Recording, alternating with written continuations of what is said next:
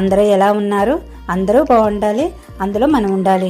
ఈ రోజు అయితే ఫ్రైడ్ రైస్ ప్లస్ బిర్యానీ అండి. ఏంటి రెండు చెప్తున్నాను అనుకున్నారా? ఇది నిజంగా ఆ ప్రాసెస్లోనే మనం బిర్యానీ టేస్ట్తో పాటు ఫ్రైడ్ రైస్ టేస్ట్ కూడా యాడ్ అవుతూ మనం ఎలా ప్రిపేర్ చేసుకోవచ్చు అన్నది ఈ వ్లాగ్లో షేర్ చేస్తాను. నేను చేసుకుంటున్నది ఇందులో షేర్ చేస్తాను. మామూలుగా ఫ్రైడ్ రైస్ అనేసరికి కొంతమందికి నచ్చదు, కొంతమందికి బిర్యానీలు ఇష్టపడుతూ ఉంటారు, కొంతమంది ఉట్టి ఫ్రైడ్ రైస్ ఇష్టపడుతూ ఉంటారు.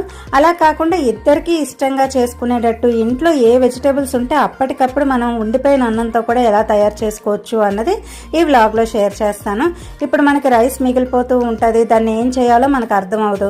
ఒక 2-3 క్యారెట్లు 2-3 కూరలు అప్పుడప్పుడు తెచ్చుకున్న దాంట్లో కొంచెం ఉండిపోతూ ఉంటాయి కదా, అలాంటి దాంతో ఎలా మనం బిర్యానీ ప్లస్ ఫ్రైడ్ రైస్ రెండు కూడా ఒకే టేస్ట్తో ఒకే దీంతో మనం ఎలా తయారు చేసుకోవాలి అన్నది ఇందులో చూపిస్తాను. ఇప్పుడు నార్మల్గా మనం ఫ్రైడ్ రైస్లు అనేసరికి సాస్లని రకరకాలుగా మనం అన్నం ఉడకపెట్టుకుని